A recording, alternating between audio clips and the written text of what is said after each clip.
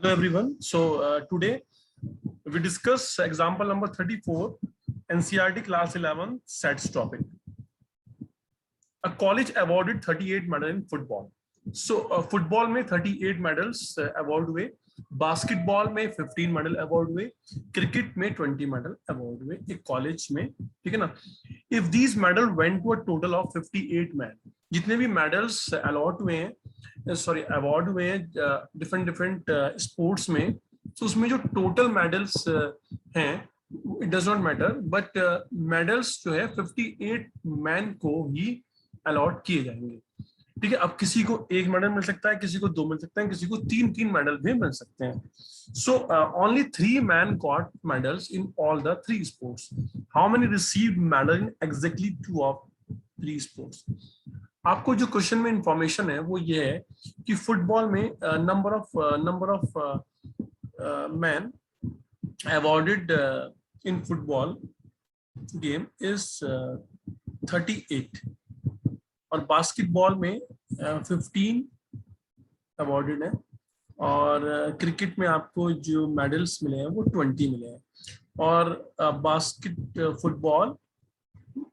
Basketball and cricket तीनों में intersection means the common part of all 3 medals allot है, मतलब इस वाले पार्ट में 3 मेडल्स हैं। सो आपसे पूछा है कि number of mens how many received medal in exactly 2 of 3 sports.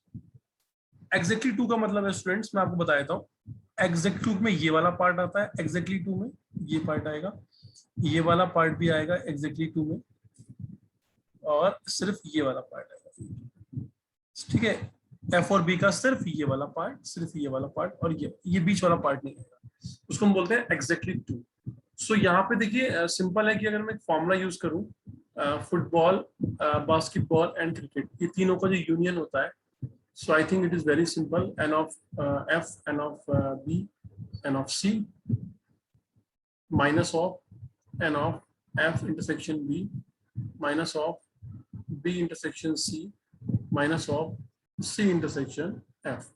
so यहाँ से आप इंफॉर्मेशन को पुट कर सकते हैं। देखो f union b union c का मतलब है कि number of medals allotted awarded either in the football, basketball और क्रिकेट। तो कितना यहाँ पे फिगर जो कितनी फिगर होगी यहाँ पे, तो ये आपको मिलेगा 58 मैन।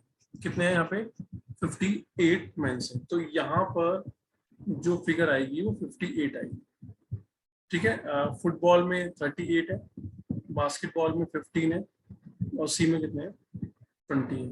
सो ये आपको जो है ये वाला पार्ट आपको, सॉरी यहाँ पे एक प्लस भी आएगा, plus basketball, cricket and football. So ये यहाँ पे माइनस कॉमन ले लीजिए, और ये वाला पार्ट एफ इंटरसेक्शन बी ये आपको गिवन नहीं है, B intersection C plus C intersection F, ठीक है। और ये लास्ट में प्लस वाला पार्ट यहाँ पे 3 लिखा हुआ है। सो इसको जब आप कैलकुलेट करेंगे, सो फाइनली जो आपको आंसर मिलेगा वो मिलेगा football and basketball and football and cricket and football। सो यहाँ से जो आपको आंसर मिलेगा मैं बता देता हूँ, 58 माइनस 38 20 होता है, एंड 20 से 20 कैंसिल आउट, तो 18 आएगा 18। सो बच्चों ये जो 18 आंसर है ये आपका फाइनल आंसर नहीं है। उसने बोला देखो ये जो 18 मेडल है वो मेडल हैं जो वो नंबर ऑफ पीपल्स हैं, वो नंबर ऑफ मेंस हैं जिनको 2 स्पोर्ट्स में मेडल्स मिले हैं, फुटबॉल और बास्केटबॉल और क्रिकेट और फुटबॉल। अब आप कहोगे सर यही तो निकालना था। नो, यहाँ पर लिखा हुआ है एग्जैक्टली 2 गेम्स में।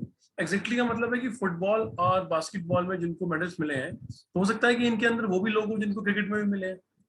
सो यहाँ पे ओनली वाला केस आ रहा है ना, number of people you know got the medal, got the medals in exactly 2 games। so exactly का मतलब है कि आपको वो वाला केस माइनस करना होगा जब वो 3 पर्सन्स को भी मेडल मिल सकते हैं। देखो यहाँ पे हम क्या लिखने वाले हैं, ध्यान सुनिए मेरी बात। यहाँ पे एक तो ये वाला पार्ट आएगा, फुटबॉल, बास्केटबॉल, क्रिकेट और क्रिकेट एंड फुटबॉल, ये होगा। अब देखो, जब मैंने फुटबॉल और बास्केटबॉल लिया तो मैंने इस वाले पार्ट को पूरा पार्ट मैंने कवर कर लिया, लेकिन उस पूरे वाले पार्ट में ये 3 वाला पार्ट तो नहीं आएगा ना। इसको माइनस करेंगे कितनी बार, एक बार।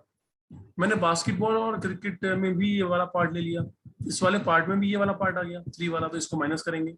फिर क्रिकेट और फुटबॉल में भी ये वाला पार्ट आ गया, तो उसमें भी ये 3 वाला पार्ट आ रहा है, तो ये 3 बार आ गया ये पार्ट। तो आपको ये 3 times 3 into N of football, basketball and cricket, ये आपको 3 बार माइनस करना होगा। सो ये वाला जो पार्ट है इसका आंसर आपने निकाला 18।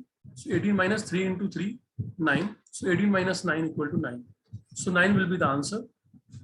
Okay, so this is the solution of this question. I hope you enjoy.